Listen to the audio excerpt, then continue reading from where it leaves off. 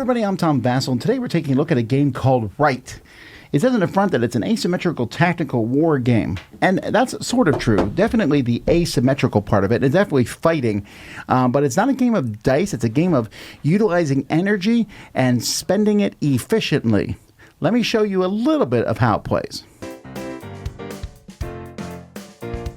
The first thing you'll do in this game is figure out what factions are playing and then set up the map. There are 5 different factions. The humans, who are trying to go around and activate shrines, turning those shrines over. The goblins, very similar, where they need to light the fire beacons that are around the board. And so they'll get these fire beacons lit. And the undead, who are trying to send their necromancer around to defeat units and flip over rune tiles. They sound similar, but they all play fairly differently. Even more differently is Chaos, who's trying to take over enemy units. Every unit on the board, no matter what faction they are, can be taken over by Chaos. And then the Primals, who have a giant dinosaur or giant creature who's going around trying to eat units. So you're going to pick this, and the rulebook actually spends quite a bit of time talking about the setup. There's a page here, and you can have these pre-done setups. And so you can see here I have the setup for 3 players here with these 3 factions. But you can build huge maps if you want to play with all the factions. There's a random setup and there's a player-made setup. But once that's done, we can start playing the game. Now the game revolves around running energy to do things. And each round you're going to get a certain amount of round energy, whatever number round it is. So by round 9, you're going to get 9 energy. So the game is going to ramp up. Reserve energy is energy that you haven't spent from previous time, and in faction energy you will get by doing things. For example, here you gain 1 faction energy at the end of a round for each friendly unit that's on or adjacent to an activated shrine tile. You also have other things that's going to mention here. The Rite of Summoning, if you have 4 light bringers adjacent to an activated shrine tile, you get to bring on your big creature, the angel. And then if you have an angel on a shrine tile and a light bringer on other shrine tiles, you immediately gain access to all human powers. And then there's a banner tile. Friendly units that are next to that get +1 from the backup tile. So there's a lot of special abilities here, and you probably didn't understand what any of that meant necessarily. But what you're going to do each turn is you're going to use your round energy and a reserve energy, because your faction energy will go into your other energy at the beginning of next turn, to summon units, move units, defeat units, remove a rock, fly if you have the angel, or you can pass. Now, there's not a lot that you can do at the beginning of the game, but let's talk about units. Here's the 3 units for the human faction. Each with these, you can see how much energy it costs to bring them on. They have special abilities, like if the cleric or is next to an adjacent friendly unit, they cost extra energy to take them out. The light bringers are the people that you need to bring out to light the shrines and also get your angel out. For example, here's the Primordials 3.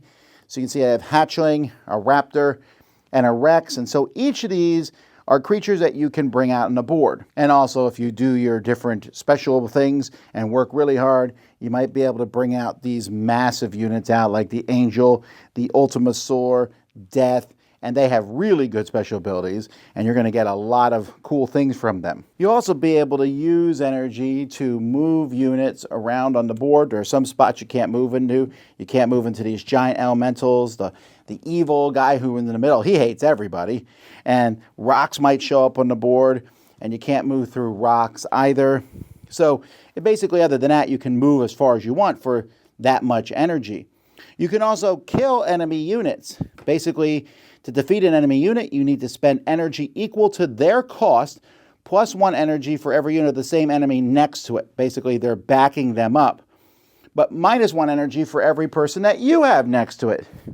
So if red wants to defeat this here, it would cost 3 energy, but because they have 2 next to it, it's going to cost less energy. But if blue was backed up by having this person here, then it would cost more energy. But you just defeat them and pull them off the board.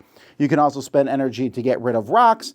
You can spend energy to use your special abilities, like humans have fly or the goblins have fireball. And all this stuff's going to be happening. Meanwhile, Chaos is trying to turn your creatures into his, if he's in the game, and move them around. Now, there's a turn order track that we'll be keeping here, and when you pass, you get to go first in the next turn order. But there's a big deal that's going to happen at the end of a round. There's a bunch of things that are going to happen here. Human players activate shrouds. People are going to get round energy, faction energy. Chaos player will get points if they control other people's units, yada, yada. But there's a thing here called Volcano. So in Volcano, you're going to roll a die. And basically, you're going to be looking at all these creatures out here that are run by this giant evil guy here in the middle of the table. And see, the earth elementals are going to put rocks on that side or hit someone next to them. The fire elementals kill everybody in that line.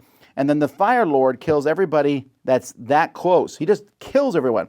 So there's going to be constant death and destruction emanating here from the middle, where these guys are just going to be killing units in all directions. But then you're going to start the next round. I should also mention that each player has power cards. Once you have 5 total energy on your turn, you'll flip this card over, your first power card, and you can use it once whenever you want. Here, choose a friendly unit or a banner tile. Move up to 2 friendly non-commander units to tiles that are adjacent to this unit or tile. They must take the shortest possible path. Okay, let's move people. Once I have 10 energy, I can now use this one, and I can use the first one again. And that's just going to keep going. Once you have 15 energy, once you have 20 energy, which is a lot, you need to have your reserve and round energy done. It just says, replace all light bringers with angels. You get to bring on more than one angel, which is crazy. But this is also difficult to get to this spot. But also remember that there's the Rite of Power, which says if you have the angel on a shrine tile and a light bringer on each other shrine tile, you immediately gain access to all human powers. So the game ramps up at an amazing pace. In round 1, you're like, I have 1 energy. But in round 6, you might have 15 energy based on different things that are going on. So eventually, someone's going to meet their goal and win the game.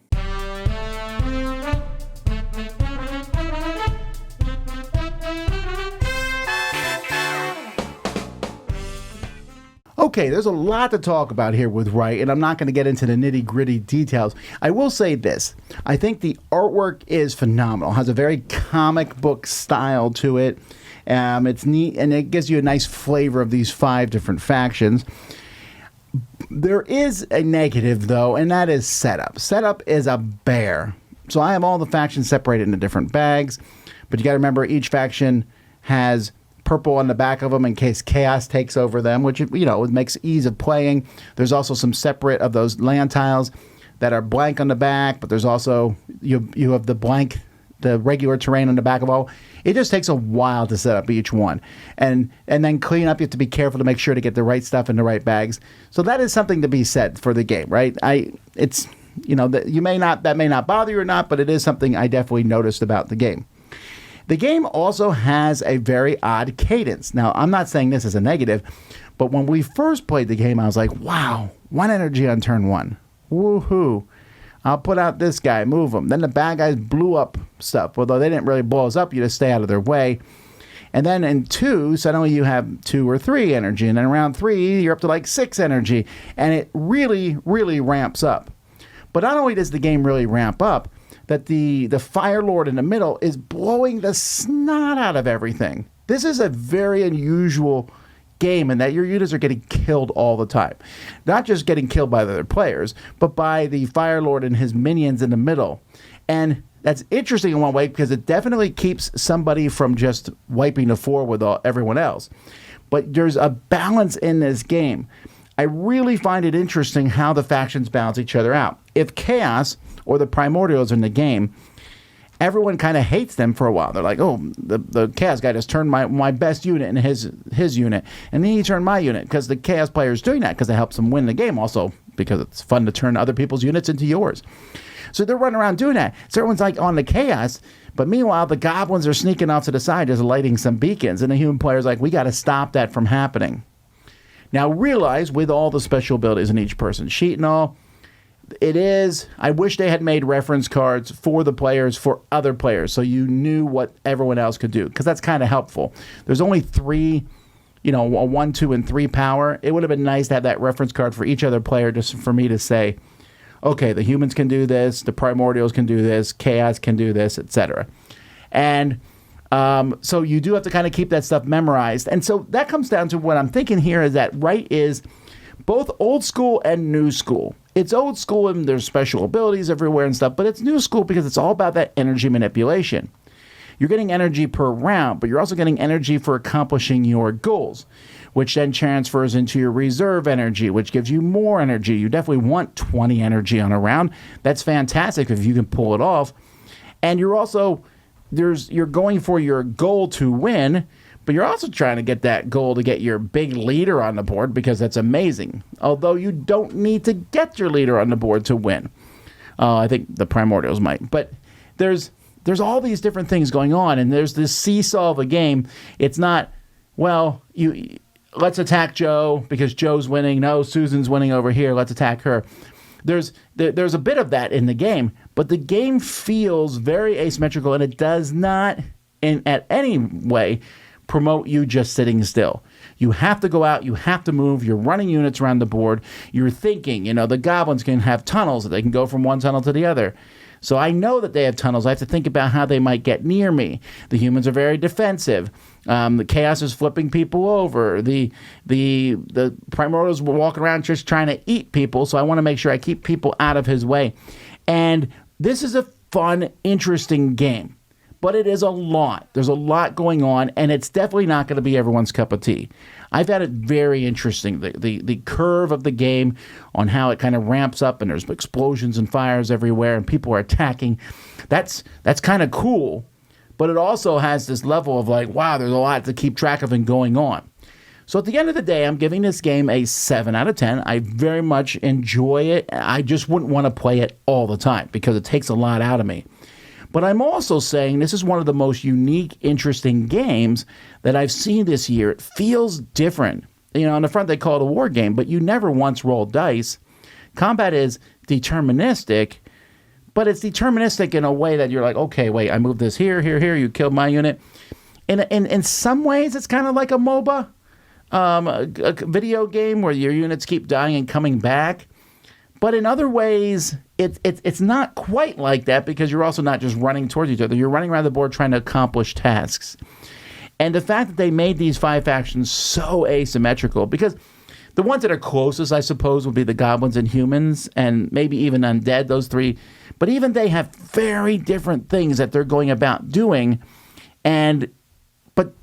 As soon as you throw one chaos or the primordial into the mix, it really changes the dynamic even of those factions which are somewhat similar against each other. And then you have the special abilities and all. It's a lot of cool, chunky things that they've done in this game. And I think for some people, this is going to become like a cult classic with them, a favorite for them. And I can see why, because it's enjoyable. So that's Rite. Check it out. I'm Tom Vasel. You've been watching a Dice Tower. And before we head out, I want to say thanks to some of our GameFound backers. I want to say thanks to Andreas and Ann Britt, to Brenton Ridgen from Adelaide, Australia, and Duma and Bongo O'Neill. Thank you all for supporting our show. Thank everyone else for watching. I'm Tom Vasel, and this is the Dice Tower.